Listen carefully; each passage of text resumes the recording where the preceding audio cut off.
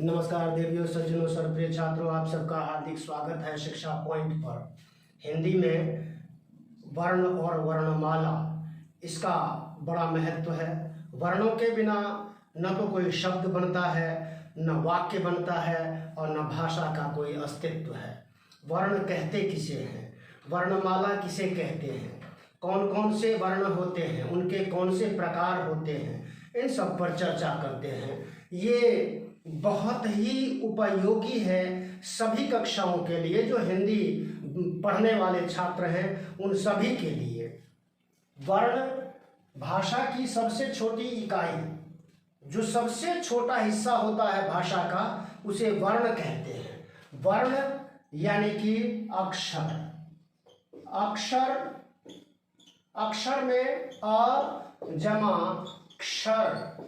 क्षर का अर्थ होता है नाशवान, और आ लगा है तो ये निषेधवाचक है।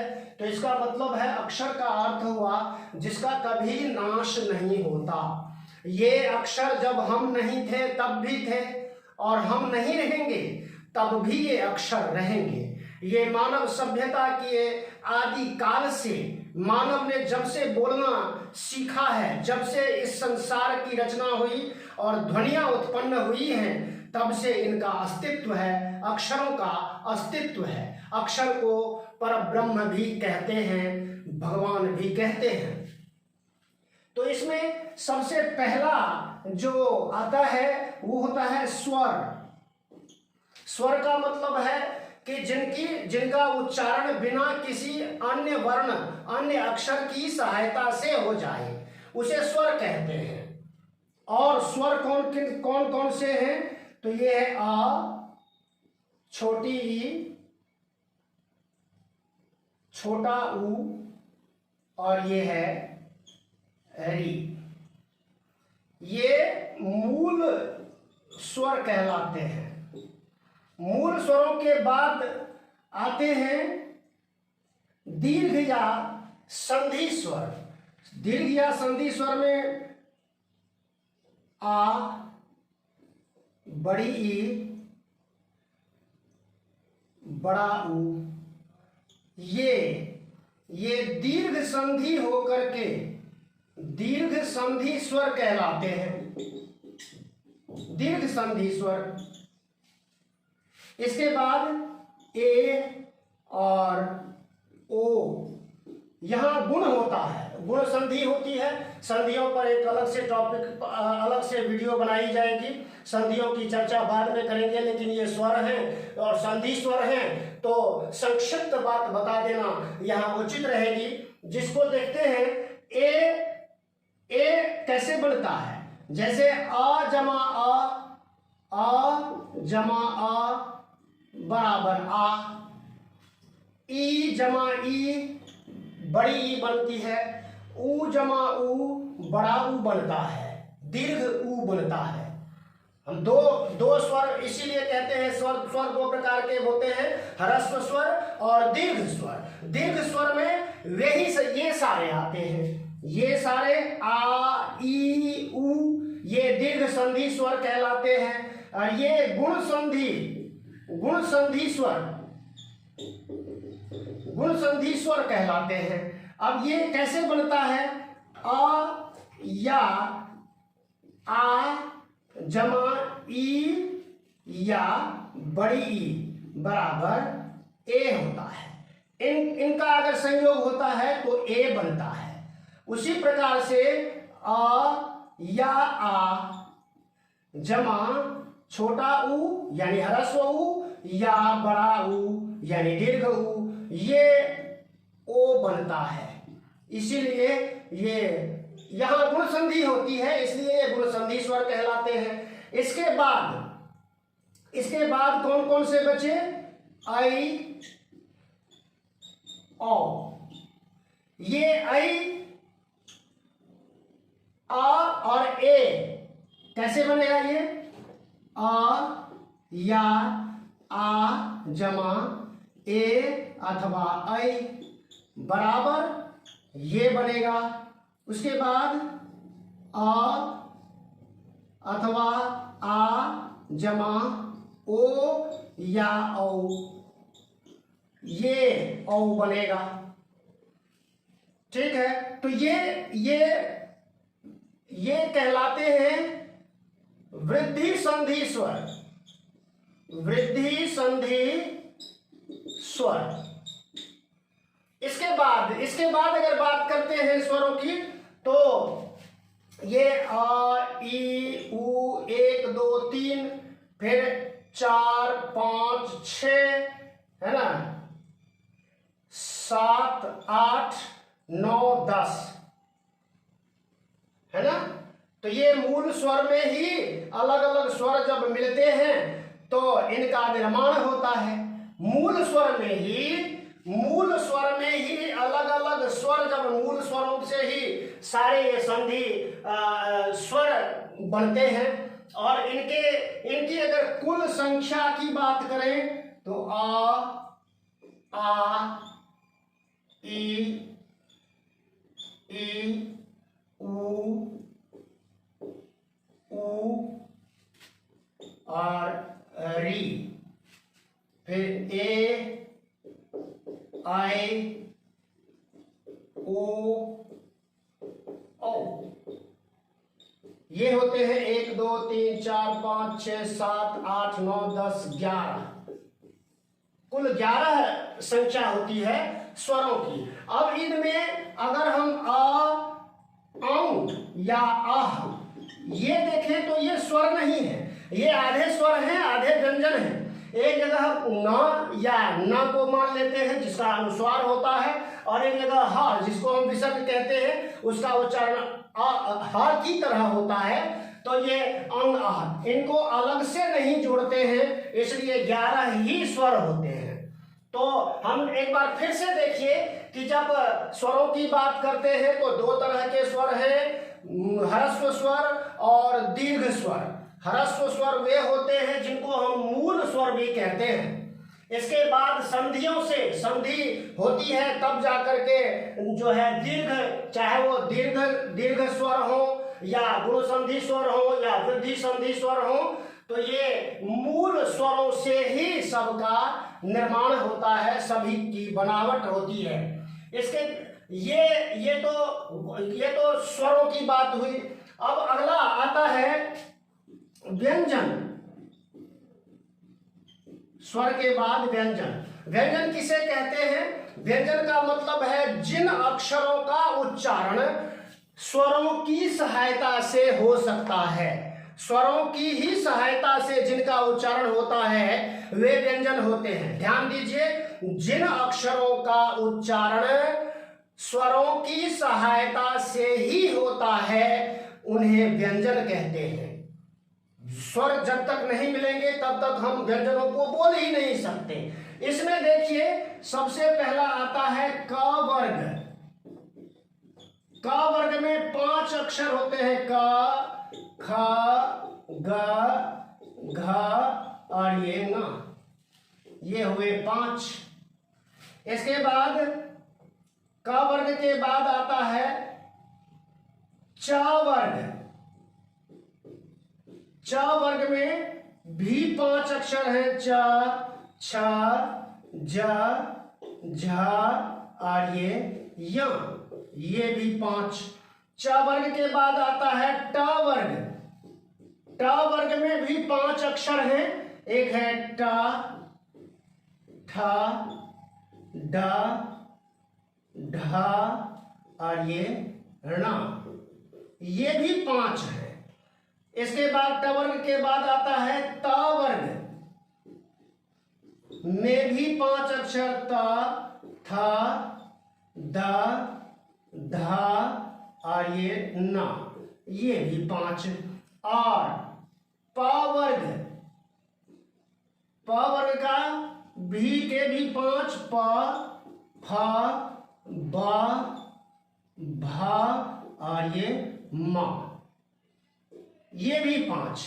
और ये 5 वर्ग हैं, इनको वर्गीय व्यंजन भी कहते हैं। वर्गीय व्यंजन अथवा स्पर्श व्यंजन। इन अक्षरों का उच्चारण हमारी जिह्वा अलग अलग अंगों को, मुंह के अलग अलग स्पर्श करती है, छूती है और उनका उच्चारण हो जाता है। अब देखिए हर जगह पर हलंत लगा है। हलंत का अर्थ ही है व्यंजन। हलंत का अर्थ है व्यंजन। हम बोलते समय तो बिना आ के इनको बोल ही नहीं सकते, बिना स्वर के कुछ बोल ही नहीं सकते, लेकिन लिखने के लिए ये निशान लगाया जाता है। शुद्ध व्यंजन को अगर लिखना हो तो इस रूप में लिखा जाता है। और अगर हम शब्द लिखते हैं तो अगर हमें आधा क लिखना होता है तो ऐसे लिखते हैं, है ना। इसी तरह से आधा ख लिखना होता है तो ऐसे लिखते हैं, आधा ग लिखना हो तो इस तरह लिखते हैं, घ आधा लिखना हो तो इस तरह से लिखते हैं। और इसी प्रकार से अन्य च भी आधा ऐसा लिखा जाता है जब किसी शब्द में लिखते हैं तो। जैसे बच्चा एक आधा होता है, यानी कि स्वरहीन होता है। तो ऐसे अलग अलग स्थानों पर समझना चाहिए और अलग अलग व्यंजनों की स्थिति यही होती है। इन्हीं व्यंजनों में जब इनकी मात्राएं लगती हैं तो अलग अलग शब्द बनते हैं। उनके लिए भी मात्राओं से संबंधित अलग वीडियो बनेगी, अलग रूप अलग तरह से उनको हम देखेंगे। इसके ये टोटल की बात करें तो ये 25 होते हैं। 25 और 11, 25 और 11, 6 और ये 5 एक 6 और 2 एक 3, ये हुए 37। कुल वर्णमाला के अंदर 36 अक्षर तो ये हुए। और 2 प्रक्षिप्त व्यंजन कहलाते हैं। प्रक्षिप्त व्यंजन, ठीक है। तो ये प्रक्षिप्त व्यंजन कौन से हैं? ये जब हम ड लिखते हैं और ड के नीचे जब बिंदु लगा देते हैं तो इसका उच्चारण न तो र होता है और न डा होता है, बल्कि डा हो जाता है। जैसे घोड़ा। अंत में जब ये ड, टवर्ग का ड, जब शब्द के अंत में, प्रायः कुछ एक शब्दों को छोड़ करके शब्द के बीच में या अंत में, उसी प्रकार से ये ढ और ढ जब शब्द के अंत में अथवा बीच में होते हैं तो हमने देखा होगा, हम देखते हैं उनके नीचे नुक्ता लग जाता है, एक बिंदु, एक डॉट लग जाता है और उसका उच्चारण ही बदल जाता है। यहां हम ढा बोलते हैं लेकिन ये ढा है ना। ढ और हा के बीच का उच्चारण होता है। तो पढ़ना, चढ़ना, उसी तरह से घोड़ा, है ना, सड़क, ये ऐसे शब्दों में ये वाला रूप देखने को मिलता है। तो ये भी 2 हो गए, तो ये हो गए 38 प्लस 2 कर दें यहां तो ये हो गए 38। अब देखें हम, अगर अगला देखें तो क्या होता है। अगर आगे या र ल व, ये जो होता है ना, या र ल व, ठीक है ना, या र ल व, फिर तालव्य श, मूर्धन्य श, दंती स और हा, है ना। ये अंतस्थ कहलाते हैं, अंतस्थ व्यंजन। और ये कहलाते हैं ऊष्म व्यंजन। इनकी संख्या की अगर बात करें तो ये कुल 8 है, ठीक है। अब ये 38 में अगर हम 8 प्लस कर देते हैं तो ये 46 संख्या प्राप्त होती है हमें। तो हिंदी वर्णमाला में कुल 46 वर्ण निर्धारित किए गए हैं। अगर इन दोनों को छोड़ दें तो केवल 44 ही व्यंजन अक्षर, 44 अक्षर रह जाते हैं वर्णमाला के अंदर। हाँ, वर्ण तो भाषा की सबसे छोटी इकाई है। और वर्णमाला क्या है? इसी क्रम में जब हम वर्णों को लिख देते हैं, एक पंक्तिबद्ध तरीके से जब हम लिखते हैं तो वही वर्णमाला है। अंग्रेजी में इसको अल्फाबेट कहते हैं। ये, और देखिए इसमें इस सेक्शन में एक आता है क्ष, एक आता है त्र और एक आता है ज्ञ। इनको हम संयुक्त व्यंजन कहते हैं। और इनकी गिनती वर्णमाला में अलग से होती नहीं है। कैसे? तो देखिए, क जमा श बराबर क्ष बनता है, क्षत्रिय वाला क्ष। उसके बाद त जमा र बराबर त्र बनता है, क्षेत्र। फिर ज जमा य बराबर ये बनता है। इसका सही उच्चारण अगर करें हम तो ज्ञ होता है, ज्ञ। हम ज्ञान बोलते हैं तो ये ज्ञान भाषा और व्याकरण की दृष्टि से ज्ञान है, विज्ञान है, क्योंकि ये ज और य है। तो इसका सही उच्चारण विज्ञान अथवा ज्ञान, ऐसा जहां कहीं भी आता है वहां पर ज्ञाता, ज्ञाता बोल देते हैं, है ना।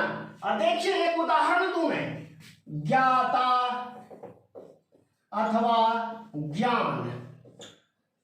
कबीरदास ने और जितने भी भक्त कवि हैं, जहां भी ज्ञान लिखा है तो इसी रूप में लिखा है, जैसा बोलते हैं वैसा ही लिखते हैं। लेकिन यहाँ पर जो हिंदी भाषा के अंदर जैसा हम लिखते हैं वैसा बहुत बहुत कम लोग बोलते हैं। 1-8% लोग ही जैसा लिखा जाता है उसका सही उच्चारण करके बोलते हैं, नहीं तो सब ज्ञान ज्ञान विज्ञान विज्ञान इस तरह से बोलते हैं। तो ये हमारी वर्णमाला होती है, वर्णों। और देखो, ये जब हम इसका उच्चारण करते हैं तो इसको तालव्य श कहते हैं। इसका उच्चारण करते समय भी बच्चों को और पढ़े लिखे लोगों को भी बड़ी असुविधा होती है और सबका उच्चारण इस स की तरह कर देते हैं। इन दोनों का उच्चारण इसी के तरह, स की तरह, दंत स की तरह कर देते हैं, जो कि भाषा के व्याकरण की दृष्टि से बिल्कुल अशुद्ध है। तो ये मूर्धन्य है, जहां मूर्धा। इसके उच्चारण स्थान की जब अलग से वीडियो बनाऊंगा तो उस पर सबकी चर्चा करेंगे। अभी इन सब की चर्चा करना थोड़ा समय अधिक लग जाएगा। तो ये वर्णों की संख्या होती है, ये वर्ण होते हैं, है ना। अब हमने देख लिया स्वर वर्ण, व्यंजन वर्ण, है ना। व्यंजन वर्ण में भी वर्गीय व्यंजन, ये चूंकि वर्ग है ना। क वर्ग, क में क ख ग, ये 5 जो है इनका एक सेक्शन बना दिया, विभाग बना दिया, इसीलिए ये वर्ग कहलाते हैं। तो इसको इसीलिए वर्गीय व्यंजन भी बोलते हैं और स्पर्श व्यंजन भी बोलते हैं, क्योंकि ये क से लेकर के और ये म तक ये स्पर्श व्यंजन कहलाते हैं। क से लेकर म पर्यंत स्पर्श व्यंजन कहलाते हैं, क्योंकि इनका उच्चारण एक झटके में हो जाता है। क ख ग घ च छ प फ, इस तरह से बहुत जल्दी उच्चारण होने के कारण हमारी जिह्वा, हमारी जुबान अलग अलग अंगों को छूती है, स्पर्श करती है और उच्चारण हो जाता है। तो इसलिए ये देखते हैं। और ये भाषा में हिंदी के विद्यार्थी हिंदी पढ़ते हैं, 10वीं 12वीं तक हिंदी तो पढ़ते ही हैं कंपलसरी रूप से। और उसके पश्चात अन्य दूसरी कक्षाओं में, हायर लेवल की क्लासेस में और तमाम प्रतियोगिता परीक्षाओं में भी ये वर्णों की और भाषा की, हिंदी की दृष्टि से सबके लिए उपयोगी है यह वीडियो। इसको पूरा देखें। धन्यवाद, नमस्कार, जय हिंद, जय भारत, जय भारत।